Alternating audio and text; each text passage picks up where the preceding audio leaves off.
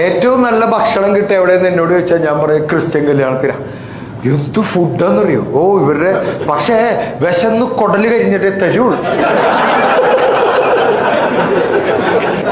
പാട്ട് കുർബാന എന്ന് പറഞ്ഞൊരു സംഗതി ഉണ്ട്. പാട്ട് കുർബാന ആദിയിൽ അഖിലേശൻ നരനെ അതല്ലേ സൃഷ്ടിച്ചു അവനൊരു സഖിയുണ്ടായി അവനൊരു തുണയുണ്ടായി അല്ലേ.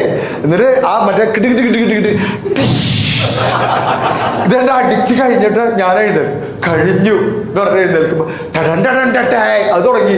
ഹിന്ദു കല്യാണത്തിന് പിന്നെ മുഹൂർത്തം കഴിഞ്ഞ് കെട്ടണ്ട് നടന്നാൽ അവിടെ പൊട്ടി നടക്കും. കെട്ടെല്ലാവരും കാണും കേട്ടോ. അതാണ് ഹിന്ദു കല്യാണത്തിന്റെ ഒരു ഗുണം. കല്യാണം കഴിച്ചവർ കല്യാണ ചെക്കനെ പെണ്ണിനെ കാണും.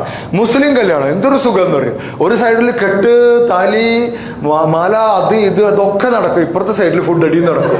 അതും ഇതും തമ്മിലൊരു ബന്ധവുമില്ല. കുറെ ആൾക്കാർ അങ്ങോട്ട് പോവില്ല. നേരെ വന്നിട്ട് ഇവിടെ പെണ്ണും ചെക്കനും അത് നമുക്ക് വേണ്ട, ഇവിടെ ഫുഡ് അങ്ങോട്ട് പോവാ.